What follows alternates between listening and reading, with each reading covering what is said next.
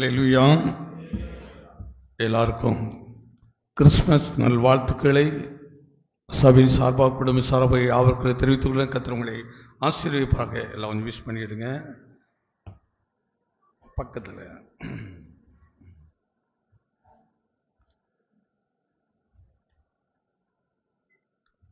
இந்த கிறிஸ்மஸ் நாளின்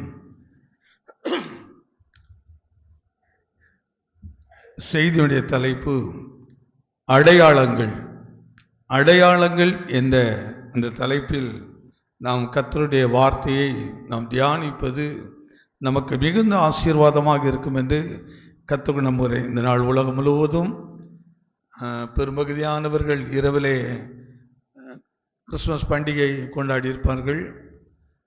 ஆனால் நாம் ஜனங்களுடைய சில வசதிகளுக்காக, கொஞ்சம் முதிர் வயது உள்ளவர்களாம் அதிகாலை எழுந்திருப்பு கொஞ்சம் கடினம்,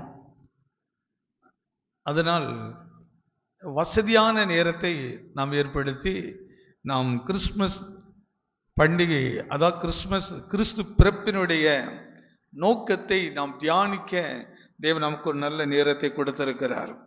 இது நாம் பெரிய கொண்டாட்டமாக நினைப்பதற்காக அல்ல, ஏனென்றால் உலகத்தார் செய்வதை போல நாம் செய்வதற்காக அல்ல. அதனால தான் கிறிஸ்துடைய பிறப்பு ஒரு பெரிய மர்மமான ஒரு விஷயம். இந்த வரை அவர் இந்த நாளில்தான் பிறந்தார் என்று யாராலும் சொல்ல முடியாது. ஆனால் ஒரு கணிப்பாக சில வார்த்தைகளின் அடிப்படையில் இந்த நாட்களில் பிறந்திருக்கலாம் என்று பெரும்பகுதியான உலகங்கள் அதை நம்புகிறபடியினால் இந்த நாளை கிறிஸ்துமஸ் பண்டிகை என்று நாம் என்ன செய்கிறோம், கொண்டாடுகிறோம். ஆனால் இந்த தேதியில்தான் கிறிஸ்து பிறந்தார் என்றது தேவனை அது ஒரு மறைவாக வைத்திருக்கிறார். எப்படி கிறிஸ்துவனுடைய வருகை கூட ஒரு மறைவாக இருக்கிறது. இத்தனாம் தேதி இத்தனை நாளுக்கு தான் வருவேன் என்று அவர் சொல்லவே இல்லை. அதே போல கிறிஸ்துடைய பிறப்பினுடைய நாளும் எல்லாத்துக்கும் கரெக்டான டேட் இருக்குது. ஆனால் அவருடைய பிறப்பை மட்டும் அல்லனா மனுஷன் அதை ஒரு பெரிய விக்கிரக நாளாக மாற்றி விடுவான் என்று தேவன் அதை ஒரு மறைப்பொருளாக வைத்திருக்கிறார். அதே போல தான் அவருடைய வருகையும் அவர் ஒரு மறைப்பொருளாக தான் வைத்திருக்கிறார். ஆனால் அடையாளங்களை அவர் நமக்கு காட்டி வைக்கிறார். இங்கேயும் கிறிஸ்து பிறக்கிற ஒரு அடையாளங்கள், சில அடையாளங்களை குறித்து நாம் தியானிப்பது நமக்கு ஆசீர்வாதமாக இருக்கும் என்று கர்த்தருக்குள் நம்புகிறேன். வாசித்த வேத பகுதியிலிருந்து லூக்கா எழுதின சுவிசேஷம் 2ஆம் அதிகாரம் 10, 11, 12 வசனத்தை கொஞ்சம் எடுத்துக்கொள்வோம். தேவதூதன் அவர்களை நோக்கி பயப்படாதிருங்கள், இதோ எல்லா ஜனத்துக்கும் மிகுந்த சந்தோஷத்தை உண்டாக்கும் நற்செய்தியை உங்களுக்கு அறிவிக்கிறேன். இன்று கர்த்தராகிய கிறிஸ்து என்னும் இரட்சகர் உங்களுக்கு தாவீதின் ஊரிலே பிறந்திருக்கிறார். பிள்ளையை துணிகளில் சுற்றி முன்னணியிலே கிடத்தி இருக்க காண்பீர்கள். இங்க ஒரு அடையாளத்தை சொல்லுகிறார். பிள்ளையை சுற்றி முன்னணியில் கிடைத்திருக்கிறதை நீங்கள் காண்பீர்கள். ஏன்னா ஒரு நாட்கள் எவ்வளவு குழந்தைகள் பிறக்கிறது, எவ்வளவு பிள்ளைகள் பிறக்கிறது. அதனால் இங்கே ஒரு அடையாளம், முன்னணியில் துணியில் சுற்றி இருக்கிறதை நீங்கள் காண்பீர்கள் என்று. அதனால் நீங்கள் அந்த இடத்தை தேடி போங்கள் என்று அவங்க சாஸ்திரிகளுக்கு சொல்லப்படுகிறது. சாஸ்திரிகள் அந்த இடத்துக்கு கடந்து போவதற்கு அவர்களுக்கு ஒரு நட்சத்திரமும் முன் செல்லுகிறது. அந்த நட்சத்திரம் முன் சென்று போகிறது. அவர்கள் அதை கவனித்து கொண்டு வந்து கொண்டே இருக்கிறார்கள். சரியாக வந்து கொண்டே இருக்கிற நேரத்தில் கவனித்து பாருங்கள், குறிப்பாக அவர்கள் ஒரு மனதில் ஒரு எண்ணம் உண்டாகிறது. அதாவது கிறிஸ்து அல்லது யூதருக்கு ராஜாவாக பிறந்திருக்கிறவர் எங்கே மாட்டுத் தொழுவத்திலேயா அல்லது குடிசையிலே பிறப்பார் என்று இவர்கள் நட்சத்திரத்தின் வழியை மறந்து இவர்கள் சுய புத்தியினால் ஒரு ஆலோசனை பண்ணி அரண்மனையில் தான் அவர் பிறந்திருப்பார் என்று அவர்கள் நேர் அரண்மனைக்குள்ளே போகிறார்கள். அரண்மனைக்குள்ளே போய் கேட்கிறார்கள், யூதருக்கு ராஜாவாக பிறந்திருக்கிறவர் எங்கே என்று அவரிடத்தில் கேட்கிறார்கள். சாஸ்திரிகள் தான், பண்டிதர்கள் தான். இப்படிப்பட்ட நல்ல வேத அறிவுள்ளவர்கள் தான். ஆனால் அந்த வேத அறிவுள்ளவர்கள் கவனித்து பாருங்கள், சரியாக அவரை நடத்துவதற்கு நட்சத்திரத்தை தேவன் ஏற்படுத்தி கொடுக்கிறார்.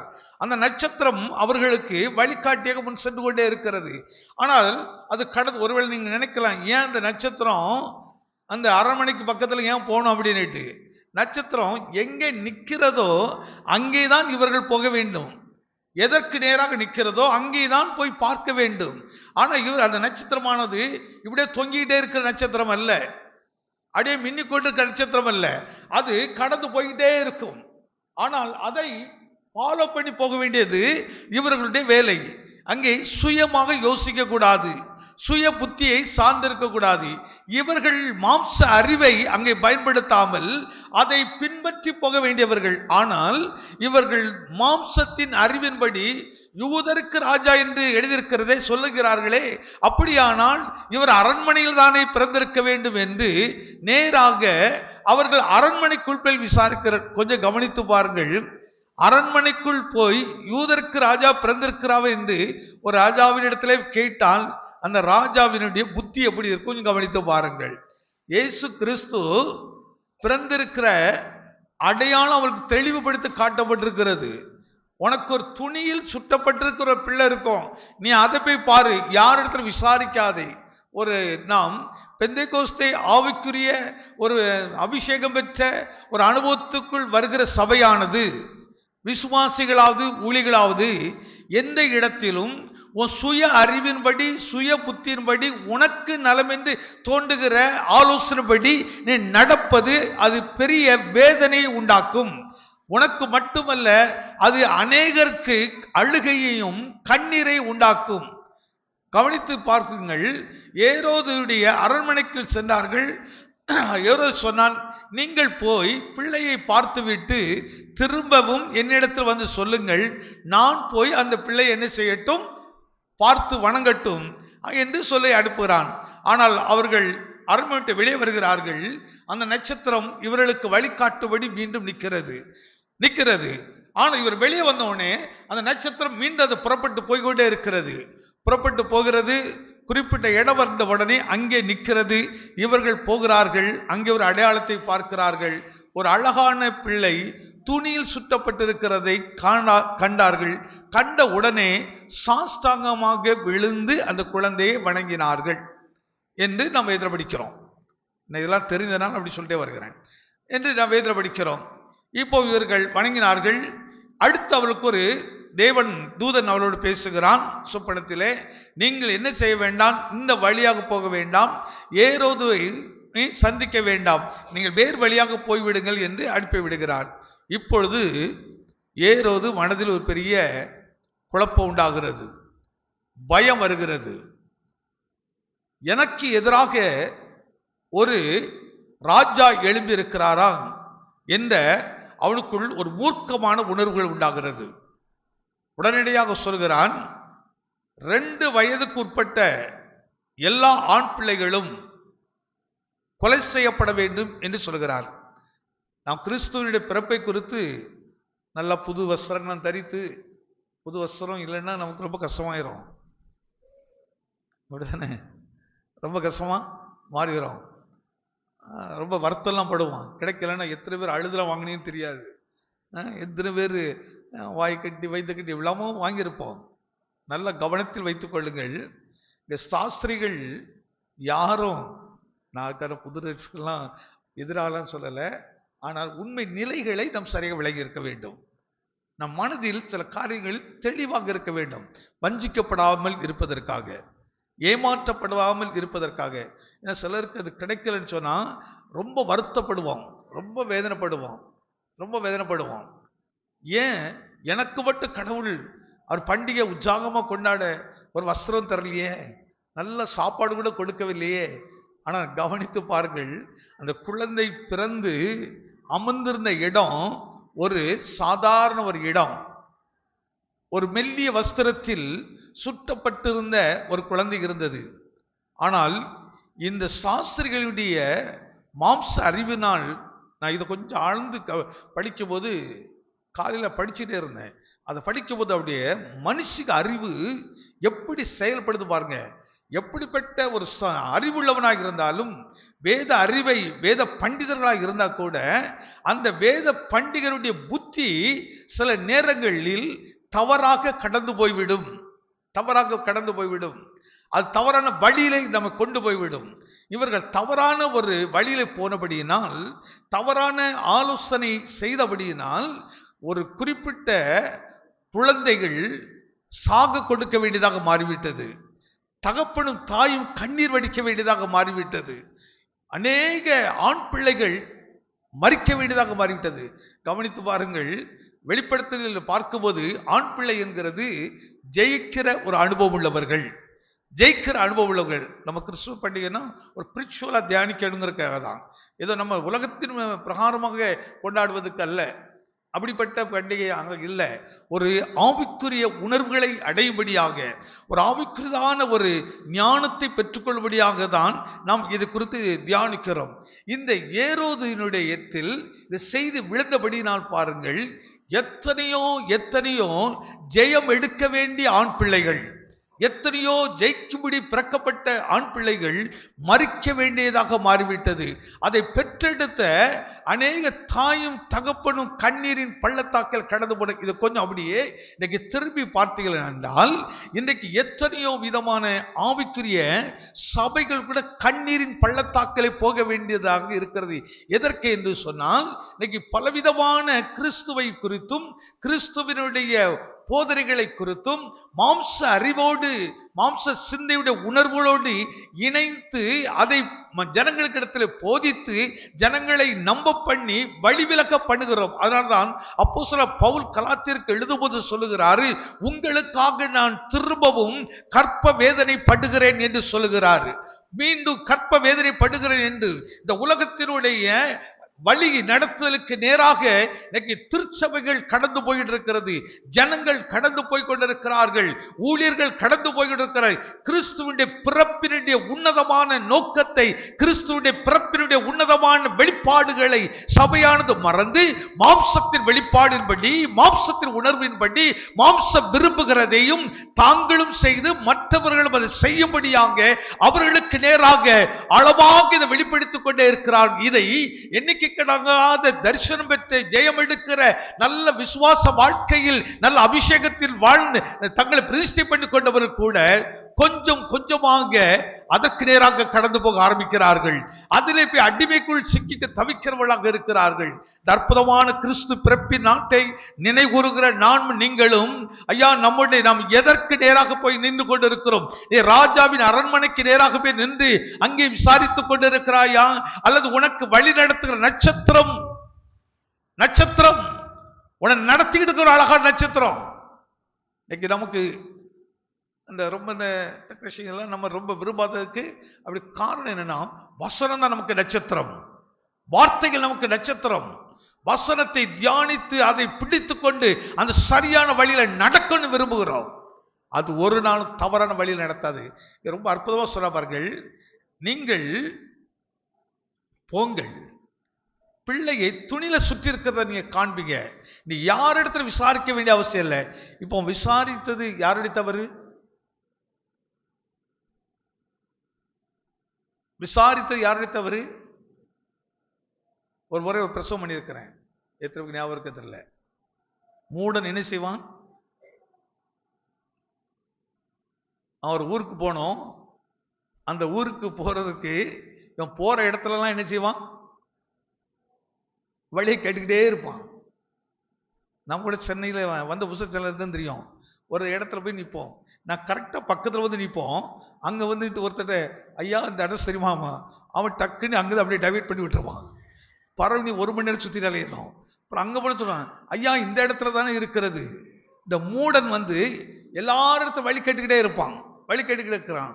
நமக்கு வழி காட்டுகிற நட்சத்திரம், நான் பாதை காட்டுகிற நட்சத்திரம், நீ எங்க சேரணுங்கிறதை காட்டுகிற நட்சத்திரம், நமக்கு வழி காட்டும்படியாக தேவன் ஏற்படுத்தி இருக்கிற அற்புதமான ஆலோசனைகள் உண்டு. ஆனால் இந்த சாஸ்திரிகளோ எங்கே போன? ஏரோது அரண்மனைக்குள்ளே போனார்கள். இதைதான் அந்த இடத்துல நின்று கவனித்து பார்க்கணும். இன்னைக்கு நாம் எதை நோக்கி பார்ப்போம்? கிறிஸ்து என்று சொன்னாலே அரண்மனை தான். கிறிஸ்து என்றாலே இப்படிதான் இருப்பார். அவர் ராஜாவானால் இப்படிதான் பிறந்திருப்பார் என்று. இது மாம்சத்தின் ராஜா. ஆனா கிறிஸ்துவோ ஆவிக்குரிய ராஜா. இவர் ராஜாதி ராஜாவாக இருக்கிறார். எதற்கு ராஜா? பரலோகத்தின் ராஜா. அவர் பூமியில் இருக்கிற ஜனங்களை எப்படியாவது தன்னுடைய வெளிச்சத்திலே நடக்க பண்ணி, தன்னுடைய பாதையிலே நடக்க பண்ணி, எப்படியாவது அவர்களை தேவனுடைய ராஜ்யத்துக்கு கொண்டு போக வேண்டும் என்று அவர் ராஜாவாக இந்த பூமிக்கு வந்தார். அதனால்தான் அவருடைய வசனத்தில் ஆளுமை இருக்கிறது, அவருடைய வார்த்தையிலே வல்லமை இருக்கிறது. அதனால்தான் சொல்கிறது, அவருடைய நாமம் அதிசயமானது, அவர் ஆலோசனை கர்த்தர் என்று எழுதப்பட்டிருக்கிறது. நீ ஆலோசனை ஒரு மனிதனிடத்தில் போய் கேட்க வேண்டிய அவசியம் இல்லை, கேட்க வேண்டிய அவசியம் இல்லை. தேவன் உன்னோடு பேசிட்டே இருக்கிறாரு, ஒவ்வொரு நாளும் பேசிக்கிட்டு இருக்கிறாரு. இரவும் பகலும் கர்த்தருடைய வார்த்தை நீ தியானிக்க தியானிக்க அந்த வசனம் நீ எங்க போய் சேரணுங்கிறத கரெக்டா காட்டிக்கிட்டே இருக்கும், எப்படி இருக்க வேண்டும் என்று, எப்படி இருக்க வேண்டும் என்று. ஆனால் இந்த சாஸ்திரிகள் எப்படி தவறான வழிக்கு போயிட்டாரு பாருங்க. அதனால்தான் புத்தி அறிவு இவைகளை சார்ந்து நிற்காத. கிறிஸ்துக்கு முன்னாடி வரும்போது ஒரு பேத மாதிரி நில்லு. கிறிஸ்துக்கு முன்னாடி வரும்போது பெரிய அறிவாளியா காட்டாத, ஒரு பெரிய புத்திமானாய் காட்டாத. ஆண்டவரே நீர் என்னோடு பேசும், நீங்க எனக்கு வழி காட்டுங்கப்பா. கர்த்தரின் வசனம் என் கால்களுக்கு தீபம், என் பாதைக்கு எல்லாம் வெளிச்சமாக இருக்கிறது. வசனம் மட்டும்தாங்க உன்னை சரியான வழி நடத்தும். நீ ஆலோசனைய மனிதனிடத்துல போய் கேட்டீன்னா உன் நிமித்தமாக அநேக ஆண் பிள்ளைகள் மறிக்க வேண்டியதாக இருக்கும். இந்த சாஸ்திரிகளுடைய தவறான புரிந்து கொள்ளுதல், சுயமான ஆலோசனைகள், சுயத்தின் நடந்ததினாலே மாம்ச ஆலோசனை அநேக தகப்பனின் தாயை கண்ணீர் வெடிக்க வைத்தது. இன்றைக்கு கொஞ்சம் யோசித்து பாருங்க, சில பிள்ளைகள் பெற்றோருக்கு ஆசீர்வாதமா இருக்கிறது இல்லை, பெற்றோரை கண்ணீர் வெடிக்கிறது, உடன் பிறந்தவர்களை கண்ணீர் வெடிக்கிறது. பொதுவாக ஒரு பூரணமான சத்தியம் அறிந்த ஒரு பிள்ளையும் பரிசுத்த ஆவியின் அபிஷேகத்தை பெற்றவன். இன்னைக்கு இந்த அபிஷேகம்ங்கிற போது ஒரு நிறைய சந்தேகம்லாம் இருக்குது. ஆவியானவர் யாருடையவர்? பரிசுத்த ஆவியானவர் யாருடையவருங்க? அவர் எங்கே இருந்து வந்தார்?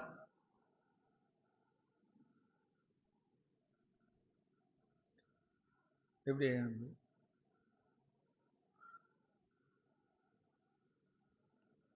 ஆவியான உலகத்துக்குரியவரா பரலோகத்துக்குரியவரா? அவர் தேவனுடைய ராஜ்யத்துக்குரியவரா அந்த உலகத்தின் ராஜ்யத்துக்குரியவரா? தேவனுடைய ராஜ்யத்துக்குரியவர்கள். அதனால்தான் இயேசு கிறிஸ்து ஆவியில் நிறைந்தார், ஆவியிலே வளர்க்கப்பட்டார். அவருக்குள்ள இருக்கிற அந்த ஆவியானவர் இன்றைக்கு நமக்குள்ள இருக்கிறார். அப்போ நமக்குள்ள இருக்கிற ஆவியானவர் யாரை போல நம்ம நடத்துவார்? என்ன கேட்கல, யாரு மாதிரி? நீங்க விரும்புகிற மாதிரி நடத்துவாரா, பரலோக விரும்புகிற மாதிரி நடத்துவாரா? யார் மாதிரி நடத்துவார்? அதனால பாருங்க, இன்னைக்கு நிறைய பொல்லாத ஆவிகள் இருக்குது. ஒரு பொல்லாத கிரியை ஒருத்த செய்யறான்னா அவனுக்குள்ள பொல்லாத ஆவி, பொல்லாத ஒரு சபை தவறான மாம்சத்தில் நடத்தப்படுகிறது என்றால் அதுக்குள் இருக்கிறது மாம்ச ஆவி. ஆனா பரலோகத்தின் ஆவியானவர் நமக்குள் வரும்போது அந்த ஆவியை குறித்து அவர் பாவத்தையும் நீதியை குறித்து பேசுவார், பாவத்தை கண்டித்து உணர்த்துவார், தவறை தவறென்று சொல்லுவார். நமக்குலாம் கொஞ்சம் சொல்ல பயம் வரும். யாரையாவது சரி இவங்க நம்ம தப்பு இங்க செய்து தப்புன்னு சொன்னாங்க, இவங்க தப்பா எடுத்துக்கொள்வார்களோ, நாளைக்கு வரமாட்டார்களோ, அல்லது இப்படி நினைப்பார்களோ, அது எப்படி வேணாலும் நினைச்சிட்டு போயிட்டோம், எப்படி வேணாலும் நினைச்சுப்படும். ஆனா உனக்குள்ள இருக்கிற ஆவியானவர் சொல்லும் போது நீ அதை அப்படி கரெக்டா சொல்லிடு, நீ செய்த தவறு என்று சுட்டி காட்டிடு. கீழ்ப்படிவது கீழ்ப்படியாத அவருடைய வேலை, அது அவங்க விருப்பம். ஆனால் ஒரு அபிஷேகிக்கப்பட்ட ஒரு தெய்வ பிள்ளை ஊழியக்காரதா சொல்லணும் அப்படி இல்லை. ஒரு அபிஷேகப்பட்ட தகப்பனா இருக்கட்டும், அபிஷேகப்பட்ட தாயா இருக்கட்டும், அபிஷேகப்பட்ட அண்ணனோ தம்பியோ யாராக அக்காவோ யாராக இருக்கட்டும், உனக்குள்ள ஒரு அபிஷேகம் இருந்தால் உன் கண்ணுக்கு முன்னாடி ஒரு தவறு நடக்கும் போது அது சரியாக சுட்டி காட்டி உணர்த்துவாய். அவர்களை உணர்வடைய செய்வார். நேற்று சாயங்காலம் கூட ஆறுதலை காட்டுவார். கர்த்தருடைய கண்கள் என்ன செய்துகிட்டு இருக்கிறான்? இந்த பூமியை பார்த்துக்கிட்டு இருக்கிறான். எதுக்கு பார்த்துக்கிட்டு இருக்கிறதாம்? உணர்வுள்ளவர்கள் இருக்கிறார்களோ. இந்த பண்டிகை கூட நான் உணர்வோடு கொண்டாடுகிறோமா அல்ல மாம்சத்தின் ஆடம்பரத்தோடு கொண்டாடுகிறோமா? மாம்சத்தின் ஆடம்பரத்தை வெளிப்படுத்துவது கொண்டாடுகிறோமா, அல்லது கிறிஸ்துவின் பிறப்பினுடைய நோக்கத்தை உணர்ந்து நாம் கொண்டாடுகிறோமா? உணர்வுள்ள இருதயம். அதனால பாருங்க, கர்த்தருடைய கண்கள் உணர்வுள்ளவன் உண்டோ என்று பார்க்கிறாராம், நன்மை செய்கிறவன் உண்டோ என்று பார்க்கிறாராம். அவர் கவனித்துக் கொண்டே இருக்கிறாராம். தாவீது அதை குறித்து பேசுறாரு. ஐயா, கர்த்தருடைய கண்கள் எப்படி கவனிக்கிறது நீட்டு கர்த்தர். இந்த உணர்வு நம்மள வரும்போது பாருங்க, ஒரு குடும்பத்தில் கூட, ஒரு தேவ பிள்ளை கூட ஒரு சின்ன தவறு கூட நாம் செய்ய பயப்படுவோம். ஆமாவே இல்லையா? நீங்க கீழே இருந்து ஒரு பைசாவை எடுத்த கூட, ஐயோ இது யாரோ விட்டு விட்டு போயிருக்கிறார்கள், இது நமக்குரியது இல்லை என்று அதை எடுத்து எங்கே சேர்க்க வேண்டும் என்று நினைப்பதை தவிர ஒரு நாளும் அதை நமக்கு சொந்தம் நினைக்க மாட்டோம். ஏன்? நமக்குள்ளே கர்த்தர் உணர்வுள்ள ஆவியை கொடுத்திருக்கிறார். அந்த ஆவியானவர் நடத்துகிறவர், வழி நடத்துகிறார். அவர்தான் நட்சத்திரமாக நம்ம வழி நடத்துகிறார். சாஸ்திரிகளுக்கு ஆவியானவர் நட்சத்திரமாக நடத்திட்டு இருக்கிறாரு. ஆனா இவன் படித்தவன் பாருங்க, சாஸ்திரிகள் பாருங்க, இவங்களுக்கு அந்த மாம்ச அறிவிலாம் வந்துருது. ஆனாதான் என்னைக்கும் சத்தியத்துக்கு முன்னாடி உன் சுய புத்தியெல்லாம் கொண்டு வராதிங்க, அறிவெல்லாம் கொண்டு வராதுங்க. நீங்க என்ன டாக்டரேட் பண்ணியிருந்தாலும் அதெல்லாம் வேலை செய்யாது, அதெல்லாம் வேலை செய்யாது. அது வியாக்கியானம் பண்ணும், ஆர்குமெண்ட்டை கொண்டு போகும். ஆனா ஆவியானவருக்கு வெளிப்படுத்தும் போது அதுல சின்ன பிள்ளை கூட வருவாது. ஆவியானவருக்கு கற்றுக் கொடுத்துக்கிட்டே இருப்பாரு, அது போதிச்சுக்கிட்டே இருப்பாரு, அப்படியே நடத்திக்கிட்டு இருப்பாரு. அப்பா, கிறிஸ்து எதுக்காக பிறந்தார், கிறிஸ்து எதுக்காக பிறந்தார், அப்படியே உன்னை போதித்து போதித்து போதித்து உன்னை சரியா கொண்டு போவார் பாருங்க. எங்க போய் சேரணுமோ அங்க போய் அந்த நட்சத்திரம் உனக்கு கூட சேர்த்துரும். இந்த கிறிஸ்து பூமியில வந்த நோக்கம் என்ன? எதற்காக வந்தார்? என்ன அடையாளம்? என்ன அடையாளம்? இதை குறித்து ஒரு வசனத்தை காட்டுற பாருங்க, வாசிங்க. ஒரு அற்புதமான வார்த்தை இருக்குது, வெளிப்படுத்தின சுவிசேஷம் 19ஆம் அதிகாரம் 8வது வசனம். சுத்தமும் பிரகாசமுமான மெல்லிய வஸ்திரம் தரித்து கொள்ளும்படி அவளுக்கு அளிக்கப்பட்டது. அந்த மெல்லிய வஸ்திரம் பரிசுத்தவான்களுடைய நீதிகளே. அந்த மெல்லிய வஸ்திரம், அதாவது இயேசு குறித்து சொல்லப்பட்டிருக்கிறது. துணியை சுற்றி, துணியில சுற்றப்பட்டு அந்த பிள்ளை முன்னணியிலே கடத்திருக்கிற காண்பீர்கள், காண்பீர்கள் ஒரு அடையாளம். இப்பங்க அந்த துணியை குறித்து வெளிப்படுத்த பார்க்கும்போது அந்த வார்த்தை எப்படி சொல்கிறது பாருங்க. எல்லாரும் எடுத்துட்டீங்களா? நான் சொன்னேன், எழுத்துபடியாக நான் கிறிஸ்துமஸ் பண்டிகை குறித்து பேச வரல. அந்த ஆராதனை நமக்கு கிடையாது. நம்முடைய ஆராதனை ஆவிக்குரிய ஒரு ஆராதனை. அந்த வார்த்தை எல்லாம் சேர்ந்து அப்படியே படிங்க பாருங்க. என சுத்தமும் பிரகாசமுமான மெல்லிய வஸ்திரம் தரித்து கொள்ளும்படி. யாருக்கு? எனக்கு அருளப்பட்டிருக்கு, எனக்கு அருளப்பட்டிருக்கிறது. அது எதை காட்டுகிறது என்றால் பரிசுத்தவான்களுடைய ஐக்கியத்தை காட்டுகிறது. அது பரிசுத்தமான நீதியின் சபையை காட்டுகிறது. நீதியை வெளிப்படுத்துகிற சபையின் அனுபவத்தை நமக்கு காட்டுகிறது. உன்னை சரியான இடத்துக்கு எது கொண்டு போகுன்னு சொன்னா, ஆவியானவரோடு வசனத்தை நீ தியானிக்க தியானிக்க நீ எங்க இருக்கிறாய் என்பதை காட்டும். எப்படிப்பட்ட இடத்துல ஐக்கியத்தை வைத்திருக்கிறாய் என்று காட்டும். அந்த பிறகு நம்ம ஒரு ஃப்ரெண்ட்ஷிப் வைக்கும்போது கூட ஒரு தேவனுடைய பிள்ளைக்கு இந்த ஃப்ரெண்ட்ஷிப் நமக்கு ஏற்றதா ஏற்றது இல்லையா, அவன் பேசுவார் பேச மாட்டாரா? இவன் நீதிமானுடைய ஐக்கியமா அநீதிமானுடைய ஐக்கியமா? ஆனதான் உலகத்தானோடு பரிசுத்தவான்களுக்கு என்ன கிடையாது? சம்பந்தம் கிடையாது. உலகத்தோடு தேவனுடைய பிள்ளைகளுக்கு சம்பந்தம் கிடையாது.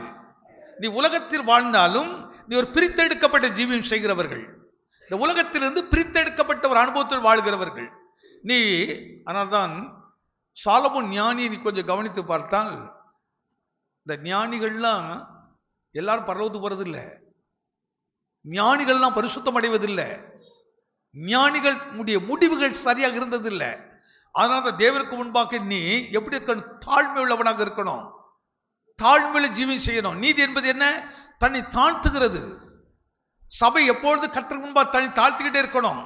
தேவனுடைய பிள்ளைகளுக்கு எப்பொழுது தாழ்மையும் சுபாவம் இருக்கும். ஒரு சின்ன பெருமை கூட இருக்கக்கூடாது, சின்ன பெருமை கூட இருக்கக்கூடாது. நம்முடைய தமிழ்நாடு கவர்மெண்ட் ஒரு குறிப்பிட்ட காலத்துல எல்லாருக்கும் ஒரே கவர்மெண்ட் ஸ்கூல்ல படிக்கிறவங்கலாம் என்ன செய்யணும்? உன் இஷ்டத்துக்கு வஸ்திரம் தரிக்க கூடாது. எல்லாருக்கும் என்ன ஒரே யூனிஃபார்ம் கொடுத்தாங்க. ஏன்?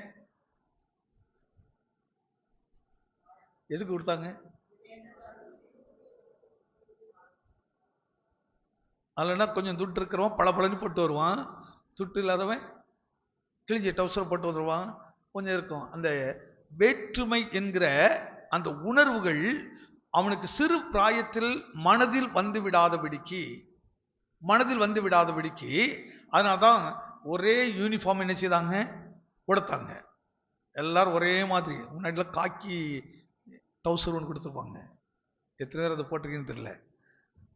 ப்ரைவேட் ஸ்கூலில் கொஞ்சம் வரமா இருக்கும், கவர்மெண்ட் ஸ்கூலில் கொஞ்சம் வரமா இருக்கும்.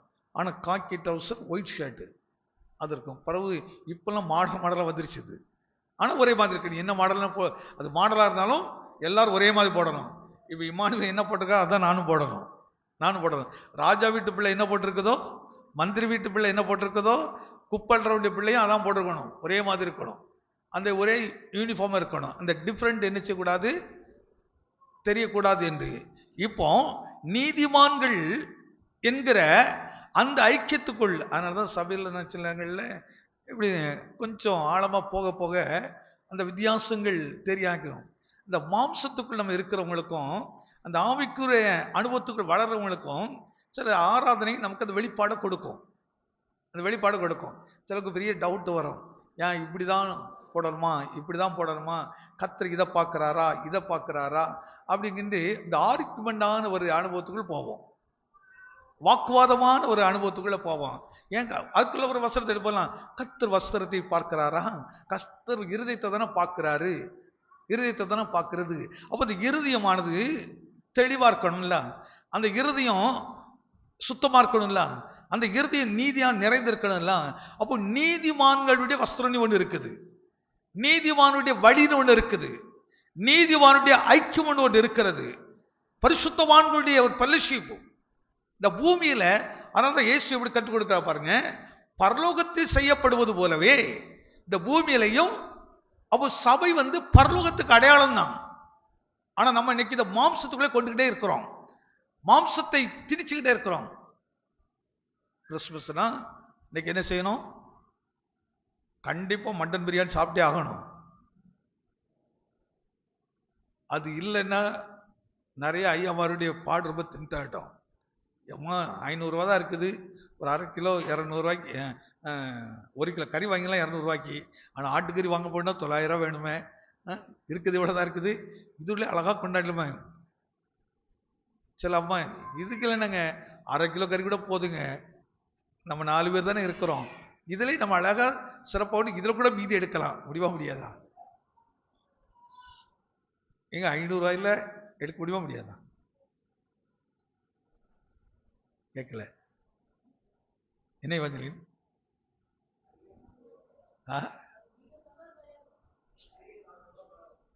இல்ல ஆட்டுக்கு இந்த கோழிக்கறி வாங்கினா கறி தானே, கொஞ்சம் வச்சாயிடுச்சு. 200 ரூபாய்க்கு கறி வாங்கிடலாம், ஒரு 100 ரூபாய்க்கு பிரியாணி அரிசி வாங்கிடலாம். அது கொஞ்சம் எல்லாம் முடிஞ்சு அதுல கூட ஒரு 10 ரூபா மிச்சம் எடுத்தேன்னா ஒன்ன மாதிரி அறிவாளி ஒருத்தருமே இல்லை. கொஞ்சம் கலங்க தட்டி அமைச்சு சொல்லுங்களேன். ஒன்ன மாதிரி விவேகி யாருமே கிடையாது. நீ நிச்சயமா கொஞ்ச நாளில சொந்த வீட்டுக்கு போயிடுவா, கொஞ்ச நாள்ல கடன்லாம் அடைச்சிருவா. ஆமே, கேக்குதா? ஆமே, எங்க கூட சேர்ந்தீங்களா நீங்க இப்படிதான் இருக்கீங்க. எனக்கு உண்மையில் வேதத்துல ஒரு வசனம் உண்டு, மனுஷகுமாரனுக்கோ தலை சாய்க்க இடம் இல்லை. அப்போ தலை சாய்க்க இடம் இல்லைன்னா ஒரு மனுஷனுடைய பாடு எப்படி இருக்குன்னு அதை இயேசு அறிந்தவர். அதனால்தான் அவர் பிறப்பு எப்படி தேர்ந்தெடுக்கிறாரு. இன்னைக்கு மனுக்குளம் இளைப்பாறுதல் இல்லாம இருக்குது. அதனாலதான் இளைப்பாறுதல் இல்லாதபடி இருக்கிறபடினால ராஜாவின் அரண்மனையை வெறுத்து தாழ்மையின் கோலம் எடுத்து அந்த தாழ்மையான இடத்தில் ஒரு துணியில் சுற்றப்பட்டவராய். இன்னைக்கு கூட நம்ம குழந்தை பிறந்தா அடி என்னன்னா இதெல்லாம் வச்சு அடி ரொம்ப கொண்டு வர பாருங்க. ஆனா இயேசு கிறிஸ்துவின் நோக்கம் என்ன? அது ஒரு நோக்கம் இருக்குது. ஏன் அது அப்படி பிறந்தாரு? இப்படி ஜனங்கள் சிறுமைப்பட்டு இருக்கிறார்கள், இப்படி சிறுமையும் எளிமையா இருக்கிறார்கள். அதனால்தான் வேதம் சொல்கிறது, சிறுமைப்பட்டவன் மேல் சிந்தை உள்ளவன் பாக்கியவான் அப்படிங்கிறாரு. அதனால அந்த கிறிஸ்துமஸுக்கு நான் எப்பவும் எனக்கு ஒரு 400 ரூபாய்க்கு ஒரு ட்ரெஸ் எடுக்கணும்னு நான் நினைத்தேன்னா, யாருக்கும் தெரியாம அதே 400 ரூபாய்க்கு நான் யாருக்கா ஒரு ட்ரெஸ் எடுத்து கொடுத்தாதான் நான் என்ன ட்ரெஸ் எடுப்பேன். அதை நான் எடுக்க மாட்டேன். ஏன்னா உன்னை நேசிப்பதை போல. எத்தனை பேர் அப்படி எடுத்து கொடுத்துட்டு நீங்க எடுத்தீங்க? எத்தனை பேர் அப்படி எடுத்து கொடுத்துட்டு நீங்க எடுத்தீங்க?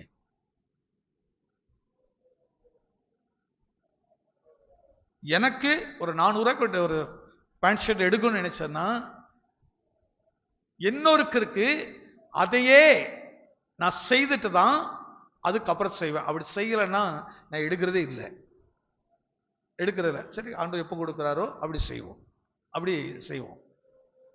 கொடுங்கள், கொடுங்கள். சபைங்கிறது எது நாம அனுபவிக்கிறதுக்கு இல்லை, பரலோகம் கொடுக்குது பாருங்க. பிதா கொடுத்தார் பாருங்க, எவ்வளவு பெரிய மகிமை உள்ளது. தன் சொந்த குமாரனை கொடுத்திருக்கிறாரு. ஆனா நமக்கு சின்ன பொருளை கொடுக்க மனசு வரலையே. என்ன எனக்கு எத்தனை அப்படி கொடுத்தோம்? கொடுக்குதுன்னா சொந்தத்துக்கு வந்தது கொடுத்தது இதெல்லாம் கணக்கு வச்சுடாதீங்க, இதை அப்படி நினைக்காதீங்க.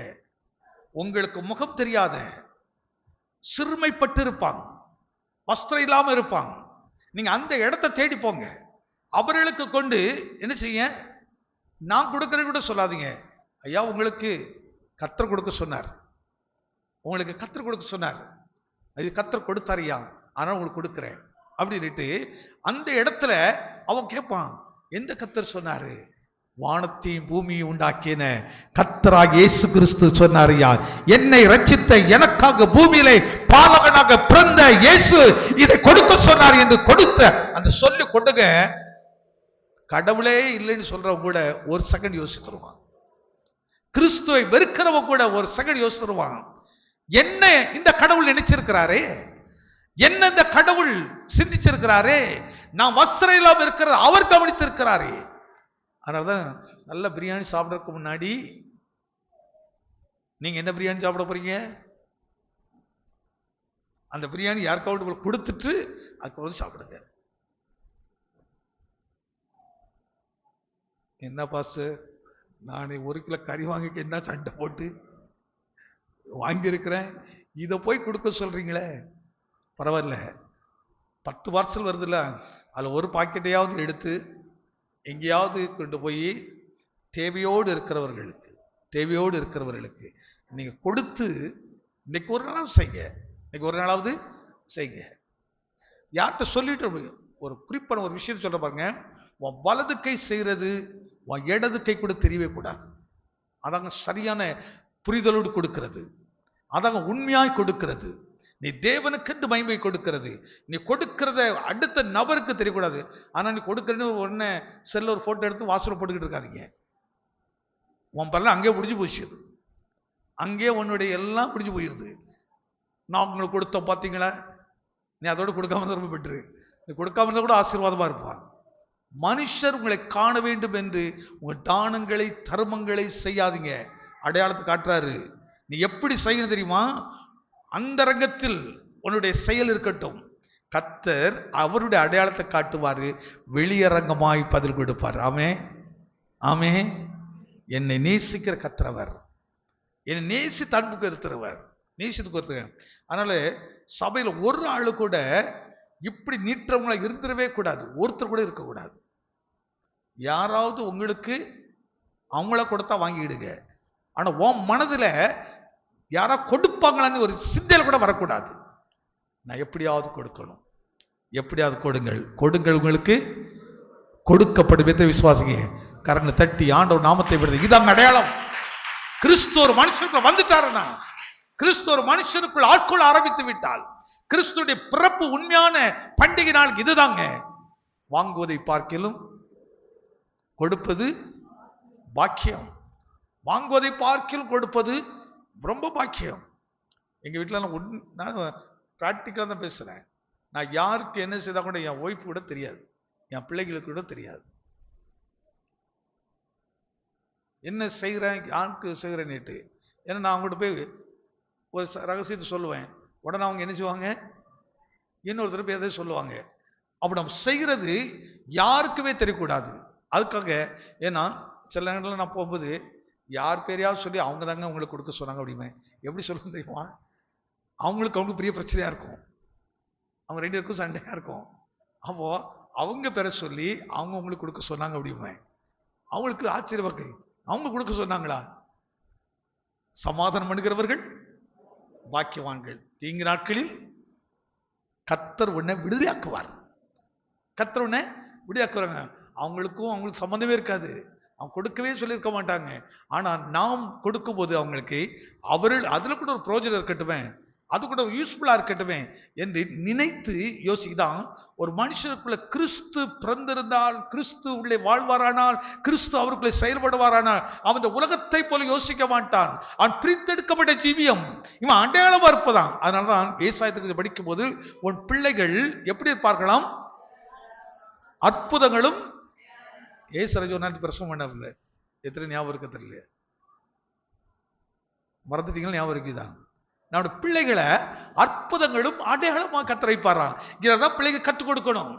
சின்ன வயசுல என்ன செய்யணும், இப்ப கிப்சன் ஒன்று கொடுத்துட்டு என்ன செய்யணும், தம்பி நீ இதை கொண்டு கொடுத்துட்டு வாமா, தம்பி இதை கொடுத்து ஜெசிகாவிட்ட கொடுக்கணும், ஜோசரன்ட்ட கொடுத்து என்ன செய்யணும், கொடுத்து பழக்கணும். அது சின்ன வயசுல வாங்கி பழக்கிடக்கூடாது. அது பிற புத்தி பூரா எப்படி வந்துரும்னா, அந்த புத்தியில இருக்கு, யாரா கொடுக்கல உடனே கோபம் வந்துடுறதுக்கு பிற முரட்டு பிள்ளைகளா மாறிக்கிறோம், முரட்டு ஸ்பாம் உள்ளவளா மாறிக்கிறான். ஆனா சின்ன வயசுல கொடுத்து அந்த பிள்ளைகளை வளர்த்து பாருங்க, என்ன அற்புதமா இருக்குமா இல்லையா? அப்ப இன்னைக்கு பிள்ளைகளுக்கு இந்த கிறிஸ்துவின் பிறப்புனா ஒரு 10 ரூபாய்க்கு ஒரு சாக்லேட்டாவது வாங்கி பிள்ளை கையில கொடுத்து நீ பக்கத்து வீட்டுல என்ன செய்துருமா, இதை கொண்டு கொடுத்துருவாய். எப்படி சொல்றாய், ஏசப்பா எங்க வீட்டுக்கு வந்திருக்கிறாரு, ஆனா ஏசப்பா என்கிட்ட வந்திருக்கிறாரு, ஏசு பிறந்திருக்கிறாரு. என்ன கிப்சனு அவன் சொல்றான், என்ன போய் கொடுக்குறது நானே வாங்குறாளு என்ன போய் பாஸ்டர் கொடுக்க சொல்றாங்க. இப்படிதான் பிராக்டிஸ் பண்ணணும். நான் சபைக்கு இப்படிதான் சொல்லி கொடுக்குறேன் உங்களுக்கு. என்ன இவாஞ்சலி, பக்கத்து வீட்டுல நீங்க சாப்பிட்றதுக்கு முன்னாடி முதல்ல நினைச்சிருங்க, என்ன அருண் பிரியாணி நினைச்சிடணும், கொடுத்துட்டு அதுக்கு பிறகு சாப்பிடணும். அப்படி பழகி பாரு, பூமியில் உள்ள சகல ஜாதிகளிலும் கர்த்தர் உங்களை மேன்மையாக வைப்பார். எத்தனை நம்புறீங்க? சும்மா கர்த்தர் கொடுக்க சொல்லல, பூமியில் உள்ள சகல தேவர்களுக்குள்ளும் கிறிஸ்துவே உயர்ந்தவராக இருக்கிறார். ஏன்? அவர் நட்சத்திரமாக இருந்தபடியினால், நம்மளை நட்சத்திரம் மாற்றிக்கிட்டு இருக்கிறபடியினால். ஏரோதாக மாறிடாதீங்க. நீ மாம்சத்துல போனீங்கன்னா ஏரோதை தான் பார்ப்பீங்க, ஆனா சத்தியத்தில் போனீங்க போனா இயேசுவை பார்ப்பீர்கள்.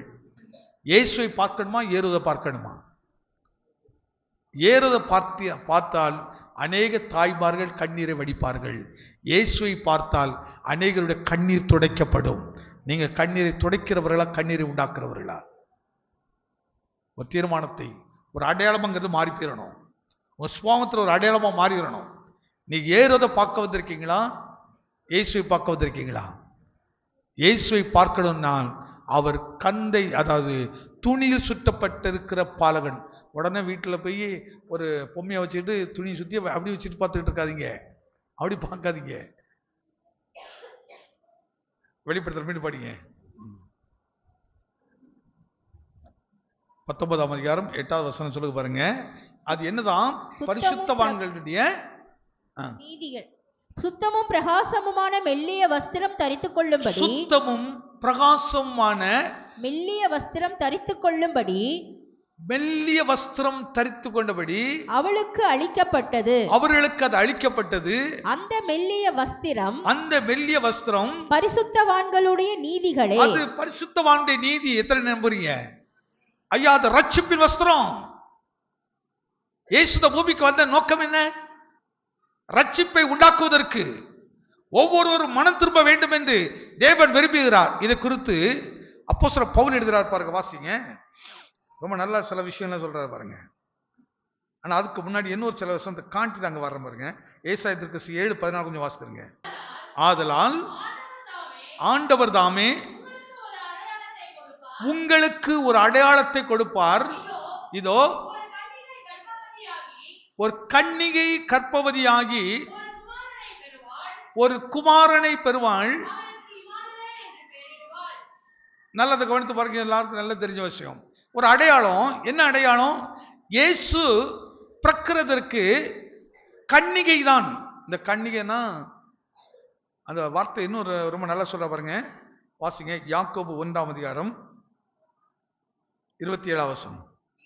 பிள்ளைகளும் விதவைகளும் படுகிற உபத்திரவத்திலே அவர்களை விசாரிக்கிறதும் உலகத்தால் கரைப்படாதபடிக்கு தன்னை காத்துக் கொள்ளுகிறவனே பிதாவாகிய தேவனுக்கு முன்பாக மாசில்லாத சுத்தமான பக்தியாயிருக்கிறது. மாசில்லாத சுத்தமான கன்னிகை. இந்த கன்னிகை எதை காட்டுகிறதுனா ஒரு திருச்சபையை காட்டுது. திருச்சபைக்கு என்ன மீண்டும் வசனம் யாக்கோபு வாசிங்க. திக்கற்ற பிள்ளைகளும் விதவைகளும் படுகிற உபத்திரவத்திலே அவர்களை விசாரிக்கிறதும் உலகத்தால் கரைப்படாதபடிக்கு தன்னை காத்துக் கொள்ளுகிறதுமே. பாருங்க, வெளிப்படுத்தல அந்த நீதி குறித்து பேசினார். நீதி குறித்து. அப்ப அந்த நீதிக்குள்ள வரணும்னா எங்க பிறக்கணும்? கன்னிகை என்கிறது கரைப்படாத திருச்சபையை காட்டுது. அப்ப திருச்சபைக்குள்ள யாரெல்லாம் உள்ள வரணுமா? உபத்திரவப்படுகிறவர்கள், திக்கற்ற பிள்ளைகள், விதவைகள். வாசிங்க. உபத்திரவத்திலே அவர்களை விசாரிக்கிறதும் உலகத்தால் கரைப்படாதபடிக்கு. ஐயா, யாருங்க விசாரிக்கிறது? யார் விசாரிக்கிறது? கன்னிகை இடத்தில் பிறந்தவர்கள். கன்னி இடத்துல ஏன் இயேசு நிறைய பேர் சொல்லுவாங்க, இயேசு ஏன் சும்மா சாதம் எல்லா இடத்துல பிறந்திருக்கலாமா, ஏன் கன்னியை தேர்ந்தெடுக்கிறாரு? ஒரு கன்னியினால்தான் ஒரு பரிசுத்தமான சந்ததி பெற்றெடுக்க முடியும். ஆனாதான் புருஷனை அறியாத கன்னிகை அவள். இது எதை காட்டுது? கரைப்படாத ஜீவியம். அவ சபை என்பது பாருங்க, கரைப்படாத, குற்றம் சாட்டப்படாத இருக்கணும். அவர்களால தான் திக்கற்றவர்கள், விதவைகள், அனாதைகள், இப்படிப்பட்டவர்கள் எல்லாம் இந்த ஸ்தானத்துக்கு அவங்க உருவாக்க முடியும். அடுத்து சொல்ற பாருங்க. திக்கற்ற பிள்ளைகளும் விதவைகளும் படுகிற உபத்திரவத்திலே அவர்களை விசாரிக்கிறதும் உலகத்தால் கரைப்படாதபடிக்கு அவர்களுக்கு உலகத்தால் கரைப்படாதபடிக்கு கரைப்படாத கிறிஸ்துவை அவர்களுக்குள் பிறக்க வைக்கணும். அந்த கிறிஸ்துவத்தை நடத்தணும். அவ சபைக்கு ஒரு பெரிய ஊழியக்காரர்கள் பெரிய நோக்கம் இருக்குது. அவங்களுக்கு எதுக்கு நேராக நடத்துறோம்? வெறும் ஆடம்பரத்துக்கு நேராக இல்ல, உலக ஆசீர்வாதத்துக்கு நேராக இல்ல, அதுக்கு நேராக இல்லை. அதெல்லாம் தானாக நமக்கு உண்டாகும். அப்ப நம்முடைய பெரிய தரிசனம், பெரிய நோக்கம் என்ன செய்யணுமா? இப்படிப்பட்ட ஒரு கூட்டம் இருக்குது. அவர்களை விசாரிக்கிறதற்கு தான் தேவன் நம்மை தெரிந்தெடுத்துக்கிறார். இதை உணர்ந்தாதான் சரியான பண்டிகை இருக்கும். வாசிங்க அடுத்த வருஷம். என் சகோதரரே, மகிமையுள்ள நம்முடைய கர்த்தராகிய இயேசு கிறிஸ்துவின் மேலுள்ள விசுவாசத்தை பட்சபாதத்தோட பற்றி கொள்ளாதீர்கள். யார் மேல் உள்ள விசுவாசமா? கர்த்தராகிய இயேசு கிறிஸ்துவின் மேல் உள்ள விசுவாசத்தை கொண்டு. சரிதானா? ஏன் எதுக்கு எல்லாரும் இந்த பைபிள் வசனத்தை எடுத்து படிக்க சொல்றாங்க? எல்லாரும் கொஞ்சம் படிச்சாங்க. எல்லாரும் இந்த வசனத்தை கொஞ்சம் எடுத்துக்கிடுங்க, கொஞ்சம் அண்டர்லைன் பண்ணிக்கிடுங்க, கொஞ்சம் வீட்டில் போய் தியானம் பண்ணுங்க. இதெல்லாம் எடுத்துட்டு ஐயா நான் எப்படி இருக்கிறேன் அப்படின்ட்டு இன்னொரு வசனத்தை காட்டுற பாருங்க. 2 கொரிந்தியர் புத்தகம் 11ஆம் அதிகாரம் 2ஆம் வசனம். நான் உங்களை கற்புள்ள கன்னியாக கிறிஸ்து என்னை ஒரே புருஷனுக்கு ஒப்பு கொடுத்தபடினால் இவருக்கு இருந்த வைராக்கியம். என்ன வைராக்கியம்? என்ன வைராக்கியம்? கற்புள்ள கன்னியை உண்டாக்குறதாங்க. இதாங்க ஊழியத்தினுடைய எஸ்டிமே, அதனுடைய மேலான நோக்கம் அதுதான். சும்மா தலைவலி போச்சுது, கால்வலி போச்சுது, இதுக்காக ஜெபம் பண்றேன், இதுக்காக ஜெபம் பண்றேன் இல்ல. நம்ம எப்படியாவது கிறிஸ்து இப்போ பாலகனா பிறந்தார் கொண்டாடுகிறோம். இப்போ அடுத்து நம்ம எதிர்பார்த்து கொண்டிருக்கிறது இயேசுடைய வருகை. அப்படி வருகையில வரும்போது இயேசு எதற்காக வந்தாரோ அதை எப்படி நம்ம செய்துகிட்டு இருக்கிறோம், எப்படி என்ன நோக்கத்தில். அதனாலதான் இந்த ஆடம்பரத்தின் ஆசைகள் மனதிற்குள் கரையாய் படக்கூடாது. அந்த விருப்பங்கள் வரும். சில நேரங்களில் ஒரு பழக்கம் வந்துன்னா அப்படியே அந்த பழக்கம் நமக்குள்ள வந்துகிட்டே இருக்கும். இப்படி கரை பற்று பார்த்துடுங்க சில ஆசை. இப்போ அதே மாதிரி தான் இப்போ கிறிஸ்துமஸ் பண்டிகை அப்படின்னாலே சிலருக்கு எப்படி இருக்கும், காலையில் 5 மணிக்கு கொண்டாடணும், சிலருக்கு இன்னைக்கு நல்லா பிரியாணி சாப்பிடணும், சிலருக்கு இன்னைக்கு நல்லா ஜாலியாக என்ஜாய் பண்ணி சுத்த போகணும், சிலருக்கு இன்னைக்கு என்ன செய்யணும், நல்லா ட்ரிங்க் பண்ணணும், இன்னைக்கு ஒரு லீவ் நாள் நல்லா என்ஜாய் பண்ணணும். இப்படி ஒவ்வொருத்தருக்கா இருக்கும்.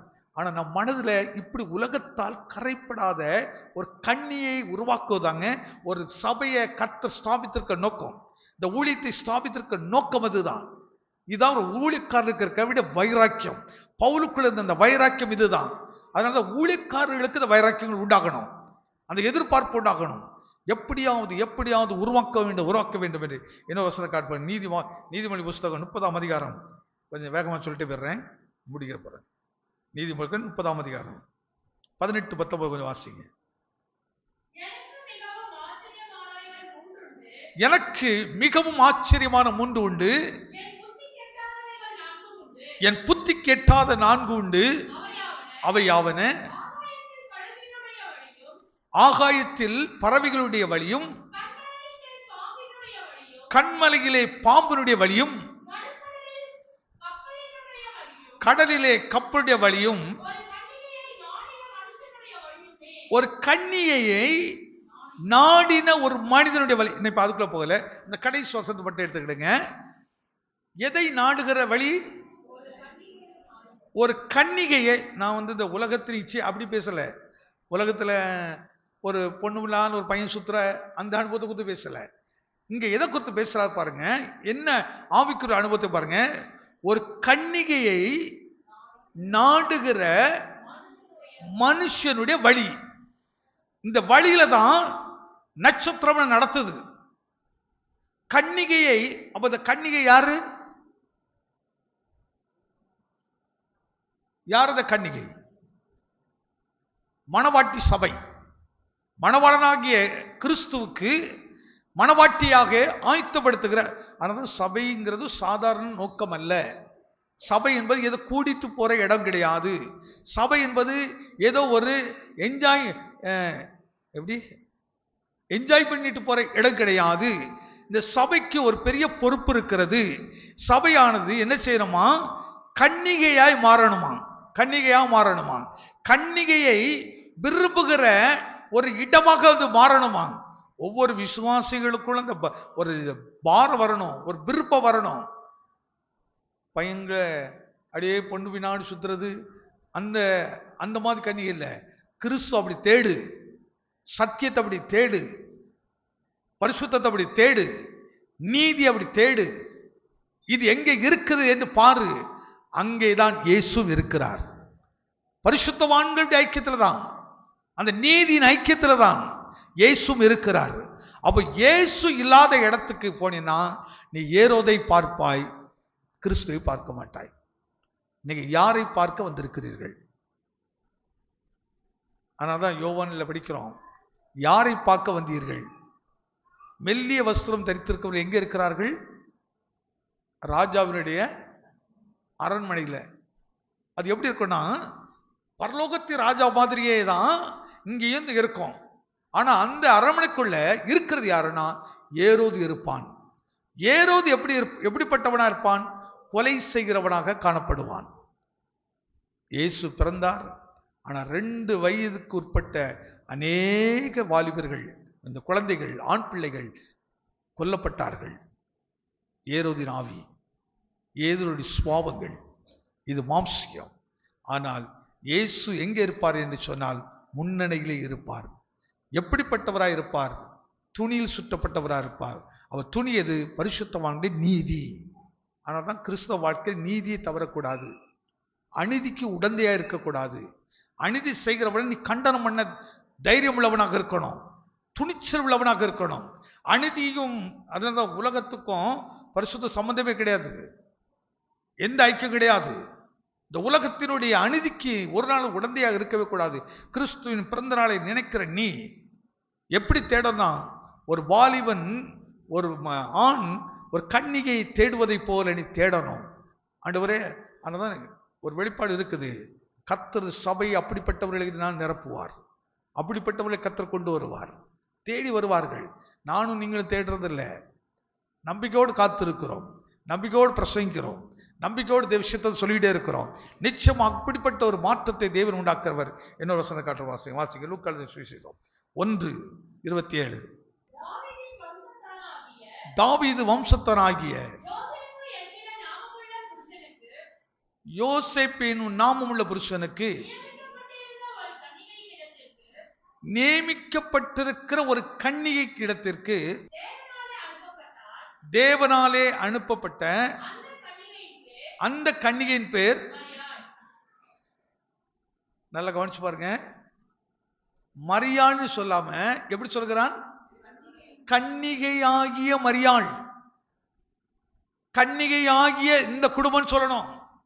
கிறிஸ்தவ, அதாவது ஒருத்தர் அடையாளம் காட்டணும்னு சொன்னா, இவன் 2ஆம் பிளாக் இந்த 3ஆம் பிளாக்ல எடுத்துட்டா ஏசுராஜ் அம்மா அவங்களுக்குலாம் நல்ல அந்த இடத்துல பேர் இருக்கும். ஐயா அவங்க கிறிஸ்தவர்கள், வீடு விடா போய் பிரேயர் மீட்டிங் நடத்துறது இப்போ தான் அவங்களால முடியலை. ஒரு காலங்களில் நல்லா அவங்களை குறித்து நிறைய சொல்லியிருக்கிறேன். மேரி சிஸ்டர் இவங்களை குறித்துலாம் நிறைய சாட்சிகள் சொல்லியிருக்கிறாங்க. இவங்கெல்லாம் அப்போ இங்கே இவ்வளோ சபை கிடையாது, இவ்வளோ வீடுகள்லாம் இல்லை.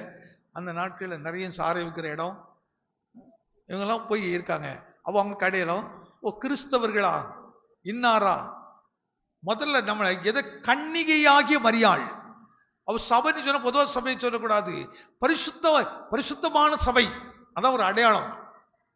அந்த உண்மை உள்ள சபை ஒரு அடையாளம், சாட்சி உள்ள சபை ஒரு அடையாளம், நீதிமானுடைய ஐக்கியம் ஒரு அடையாளம். நம்மளை அடையாளங்களாக கர்த்தர் வைத்திருக்கிறார், சாட்சிகளாக கர்த்தர் வைத்திருக்கிறார்.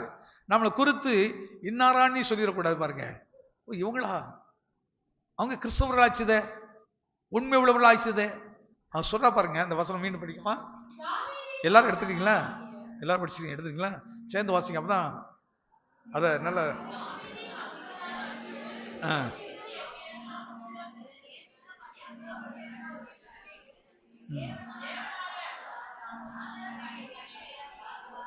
அந்த கன்னிகை பேர் யாரு? இப்ப நீங்க எல்லாரும் பேர் மரியாளா, உங்க பேரை சொல்லுங்க. உங்க பேரை சொல்லி, ஐயா நான் யாரு, நான் யாரு, எப்படிப்பட்ட ஆளு, நான் அண்ணாரியா, என்னை பார்த்து சொல்லணும். கிறிஸ்தவர்களாகிய இந்த அம்மா அப்படி சொல்லணும். கிறிஸ்தவர்களாகிய, உண்மை உள்ளவர்களாகிய, அன்புள்ளவர்களாகிய, தேவனுக்கு பயப்படுறவர்களாகிய இப்படிப்பட்டவர்கள் என்று நம்மை குறித்து சாட்சி சொல்லும்படியாக கர்த்தர் நம்மை வைத்திருக்கிறார். ஆமே. என்ன ஒரே ஒரு வாசகம் சொல்லி நான் முடிச்சிடுறேன், வாசிப்போம். லூக்கா எழுதின சுவிசேஷம் 2ஆம் அதிகாரம் 28.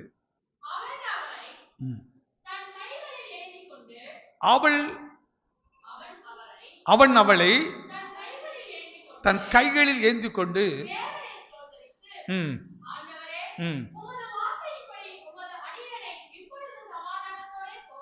உமது அடியேனை இப்பொழுது சமாதானத்தோடு போக பண்ணுகிறீர், புறஜாதிகளுக்கு பிரகாசிக்கிற ஒளியாகவும்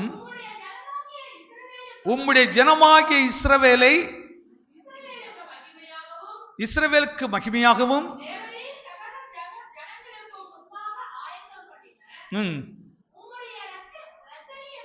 உம்முடைய இரட்சணியத்தை என் கண்கள் கண்டதே என்று அவர் சொல்றாரு. பாருங்க ஐயா, அவர் ரொம்ப நாள் காத்துக்கிட்டே இருக்கிறாரு. எதுக்காக காத்துக்கிட்டு இருக்கிறாரு?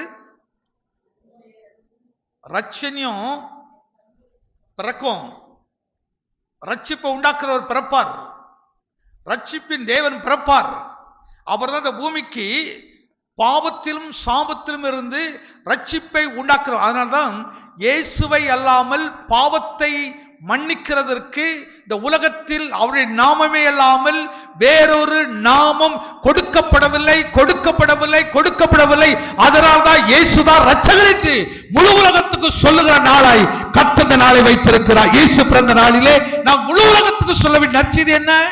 இயேசுவை அல்லாமல் எந்த பாவத்தையும் எப்படிப்பட்ட பாவியையும் ரட்சிக்கப்படுவதற்கு வேறே பரிகாரம் இல்லை, வேறே வழி கிடையாது. இயேசுதான் வழி. அது குறித்து பவுல் எழுதுகிறார். வாசிங்கள் 1 தீமோத்தேயு புத்தகம் 1ஆம் அதிகாரம் 15வது வசனத்தில் சொல்லுகிறார், பாவிகளை ரட்சிக்க கிறிஸ்து இயேசு உலகத்துக்கு வந்தார் என்கிற வார்த்தை உண்மையும் எல்லா அங்கீகரிப்புக்கும் பாத்திரமானது. எல்லாரும் கரங்களை தட்டி ஆண்டவர் நாமத்தை மேம்படுத்துக. பாவிகளை ரட்சிக்கவே இயேசு கிறிஸ்து உலகத்துக்கு வந்தார் என்கிற சொல்லுகிற வாக்கியத்தை நமக்கு கொடுத்திருக்கிறார். சபைக்கு சொல்லணுமா சொல்லணுமா? அவ இன்றைக்கு நாம் செய்ய வேண்டியது ஒருவரும் ஒவ்வொரு வீட்டுக்கு போய் இந்த ரட்சிப்பை குறித்து பேசணும்.